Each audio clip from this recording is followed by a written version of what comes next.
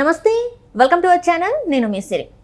ఆంధ్రలో అయితే సీఎస్కి నచ్చినట్టు తన ఇష్ట శైలిగా అయితే అక్కడ వ్యవహరిస్తున్నారు. 2 రోజుల్లోనే 4,000 కోట్ల రూపాయలను అయితే దారి మళ్లించడం జరిగింది. సో ఈ అంశాన్ని మనకు వివరించడానికి మనతో పాటు ఉన్నారు ప్రముఖ senior journalist, political analyst C S Rao garu. నమస్కారం సార్. నమస్తే సార్, ఇప్పుడు చూస్తుంటే ఆంధ్రలో ఉన్న సిఎస్ జవహర్ రెడ్డి గారు అయితే తన ఇష్టానుసారంగా అక్కడ చేస్తున్నట్టు మనకు అనిపిస్తుంది. ఏంటంటే 2 రోజుల్లోనే 4,000 కోట్ల రూపాయలని దారి మళ్లించారు. అంటే అసలు అక్కడ పరిస్థితులు ఎలా ఉన్నాయి, అసలు దీన్ని ఎలా పరిగణించాలంటారు? ఇప్పుడు ఎలక్షన్ కమిషన్ అసలు జవహర్ రెడ్డి మీద, చీఫ్ సెక్రటరీ మీద ఎందుకు చర్య తీసుకోవట్లేదు అనేది చాలా కాలంగా వినిపిస్తున్నటువంటి ఒక వాదన.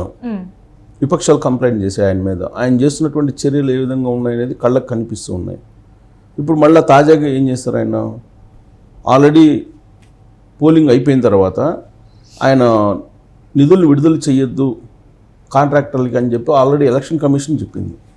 ఎలక్షన్ కమిషన్ చెప్పిన తర్వాత కూడా ఈ 2 రోజుల్లో ఆల్మోస్ట్ 14-15 తారీఖుల్లో 4,000 కోట్ల రూపాయలు విడుదల చేశారని చెప్పి ఇప్పుడు తాజాగా న్యూస్ వస్తుంది. అది కూడా ఎవరికి విడుదల చేశారు?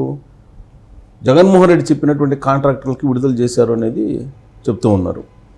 యాక్చువల్గా 13వ తారీఖు పోలింగ్, 12వ తారీఖు అమౌంట్ వేస్తామని చెప్పి చెప్పారు. ఏది వీళ్ళకి విద్యా దీవెన, చేయూత, రకరకాల నవరత్నాలకి, అంటే మార్చిలో నొక్కిన బటన్లకి, మార్చి 1వ తారీఖు, మార్చి 16వ తారీఖు నొక్కిన బటన్లకి సంబంధించినటువంటి డబ్బులు వేయాలి.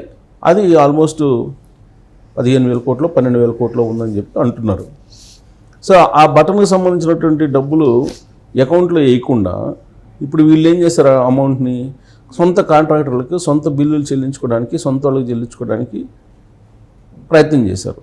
ఆ ప్రయత్నానికి సపోర్ట్ చేశాడు చీఫ్ సెక్రటరీ జవహర్ రెడ్డి. జవహర్ రెడ్డి మీద ఇలాంటి కంప్లైంట్ ఉంది ఆయన మీద, అందుకే కంప్లైంట్ చేశారు. కంప్లైంట్ చేసి already Telugu Desam party, Janasena, BJP వాళ్ళు కంప్లైంట్ చేశారు.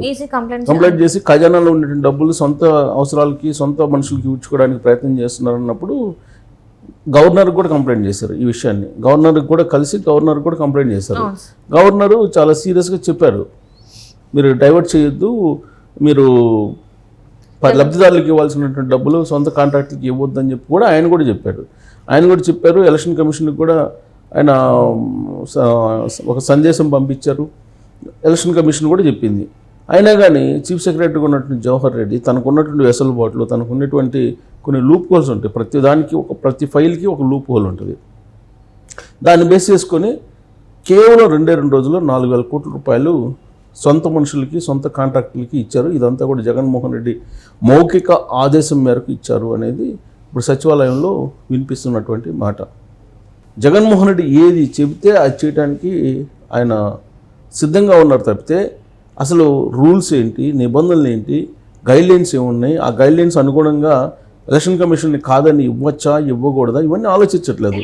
ఎలక్షన్ కమిషన్ చెప్తా ఉంది, ఈయన పార్టీకి ఈయన తనకు నచ్చినటువంటి వాళ్ళకి బిల్స్ని క్లియర్ చేస్తున్నారు. అది కూడా ఎవరికి ఇస్తున్నారు, ఎప్పటి నుంచో పెండింగ్లో ఉన్నటువంటి బిల్లులకు సంబంధించి పాత తేదీలేసి ఇస్తున్నారు అనేది ఆయన మీద ఉన్నటువంటి ఒక అభియోగం. సో గతంలో ఎన్నికల కోడ్ రావడానికి ముందుగా దాదాపు 20,000 కోట్ల రూపాయలు సొంత కాంట్రాక్టర్లకి ఇచ్చారు అనేది తెలుస్తుంది. అవి లబ్ధిదారులకి ఇవ్వకుండా నవరత్నాల లబ్ధిదారులు ఎవరైతే ఉన్నారో వాళ్ళకి టైం టు టైం ఇవ్వకుండా సొంత కాంట్రాక్టర్లకి దాదాపు 20,000 కోట్ల రూపాయలు ఎన్నికల కోడ్ రావడానికి కొంచెం అటు ఇటుగా ఇచ్చారు అనేది, ఎన్నికల కోడ్ వచ్చిన తర్వాత కూడా పాత డేట్లు వేసి ఇచ్చారు అనేది కూడా వినిపిస్తుంది. సరే, ఆరోపణలు అలా ఉన్నటువంటి క్రమంలో ఇప్పుడు ఆల్రెడీ ప్రభుత్వం మారబోతుంది అనేది పోలింగ్ తర్వాత అర్థమవుతుంది. అయినప్పటికి కూడా ఆయన ఏమాత్రం వెనకట్లేదు. దానికి కారణం ఏంటంటే జూన్ నెలాఖరికి ఆయన రిటైర్ అవుతున్నారు. ఆ రిటైర్ ముందు ఆయన జగన్మోహన్ రెడ్డికి వీలునంత ఎక్కువగా సేవ చేయడానికి బహుశా ఆయన సిద్ధపడినట్టు అనిపిస్తుంది. లేదంటే ఆయన ఇన్ని రకాల తప్పులు చేయరు. ఇప్పుడు యాక్చువల్గా ఫైనాన్షియల్ ఇయర్ ఏప్రిల్ నుంచి స్టార్ట్ అవుతుంది. ప్రతి నెలలో కూడా ఆర్బీఐ కొంత అప్పులు ఇస్తుంది రాష్ట్రానికి. ఇస్తున్నప్పుడు దాదాపు 40,000 కోట్ల రూపాయలు ఏమో తీసుకొచ్చుకునేటువంటి వెసులుబాటు ఉంది. 40,000 కోట్ల రూపాయలు ఇది ఆర్బీఐ నుంచి ప్రతి ఏడాది. ఈ 40,000 కోట్ల రూపాయలని మొదటి క్వార్టర్లోనే దాదాపు మొత్తం తీసుకొచ్చుకునేటువంటి ప్రయత్నం చేస్తున్నారు. తీసుకొచ్చుకునే ఆ అమౌంట్ ఎవరో చెల్లిస్తున్నారు అనేది అర్థం కావట్లేదు. ఇప్పుడు ఆర్బీఐ నుంచి ఆల్రెడీ ఏప్రిల్లో మేలో వచ్చినాయి డబ్బులు. అవి కాకుండా మళ్ళీ బాండ్స్ రూపంలో బాండ్స్ అమ్మితే అవి వచ్చినాయి. సో మొత్తం కలిపి ఆల్మోస్ట్ 14,000 కోట్ల రూపాయలు రీసెంట్గా వచ్చినాయి అని చెప్పి చెబుతున్నారు. దాంట్లో 4,000 కోట్ల రూపాయలు ఈయన దారి మళ్ళీ ఇచ్చేశారు, జగన్మోహన్ రెడ్డి మాటని సొంత మనుషులకి ఇచ్చేశారు అనేది ఒకటి వినిపిస్తుంది. మళ్ళీ ఈ నెలలో మరొక 4,000 కోట్లు 5,000 కోట్లు వస్తాయని చెప్పి అంటున్నారు. అంటే ఆయా రాష్ట్రాలకి పరిమితికి మించకుండా ఇస్తూ ఉంటారు అప్పులు ఆర్బీఐ. ఆ క్రమంలో ప్రతి ఏడాది ఇచ్చేటువంటి రుణాల్లో భాగంగానే ఆర్బీఐ రిలీజ్ చేస్తుంది ప్రతి నెల. ఇప్పుడు మొత్తం సంవత్సరం మొత్తం మీద తీసుకున్నటువంటి అమౌంట్ని ఫస్ట్ క్వార్టర్లోనే తీసేసుకుంటున్నారు, ఎక్కువ మేనేజ్ చేసేసి ఫస్ట్ క్వార్టర్లోనే ఎక్కువ డబ్బులు తీసేసుకుంటున్నారు అనేది వినిపిస్తుంది. సో ఫస్ట్ క్వార్టర్లోనే మొత్తం తీసేసుకుంటే మిగిలినటువంటి 3 క్వార్టర్లో మరి ఎక్కడి నుంచి ఈ డబ్బులు వస్తాయి, ఏం పెట్టి తీసుకోవాలి? అప్పుడు వాళ్ళు డిస్ట్రిబ్యూట్ చేస్తారు. 4 క్వార్టర్స్ ఉంటాయి సంవత్సరానికి ఫైనాన్షియల్ ఆస్పెక్ట్స్లో.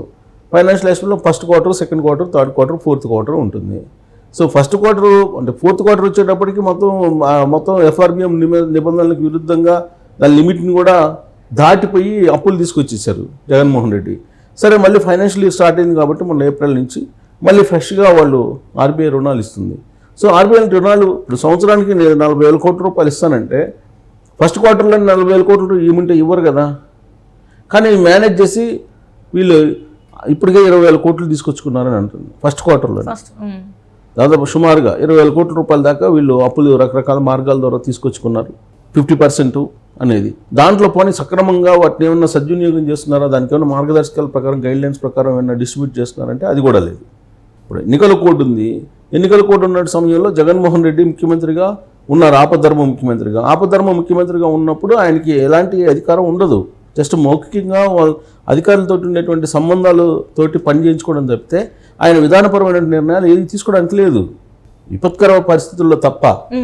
కానీ ఇప్పుడు జగన్మోహన్ రెడ్డి మౌఖిక ఆదేశాలు ఏంటి? సొంత మనుషులకి డబ్బులు ఇప్పించుకోవడం, లేదంటే సొంత మనుషుల్ని ట్రాన్స్ఫర్ చేసుకోవడం, లేదంటే సొంత మనుషుల్ని బదిలీలు చేయించుకోవడం, ఇవి చేస్తున్నారు.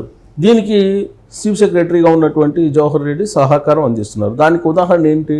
మనకి ఏప్రిల్ ఫస్ట్ వీక్లో ఇవ్వాల్సిన సామాజిక పెన్షన్ల విషయంలో ఏ విధంగా వయసు మీద పడినటువంటి వృద్ధుల్ని చంపేశారో తెలుస్తుంది.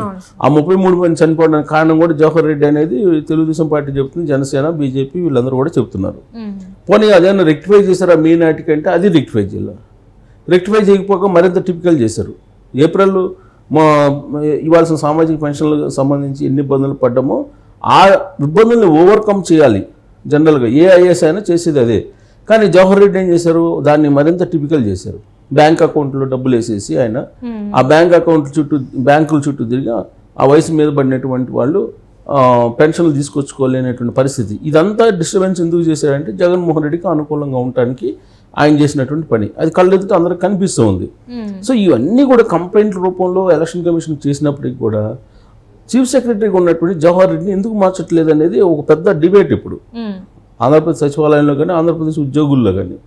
ఆంధ్రప్రదేశ్ ఉద్యోగుల్లో కూడా ఇదే డిబేట్. ఎందుకంటే ఆంధ్రప్రదేశ్ ఉద్యోగుల సంఘం లీడర్లు జగన్మోహన్ రెడ్డికి అనుకూలంగా ప్రచారం చేస్తుంటే ఆయన నిలువరించలేని పరిస్థితుల్లో ఉన్నాడు జగన్మోహన్ రెడ్డికి ఒత్తాసు పలుకుతూ జవహర్ రెడ్డి.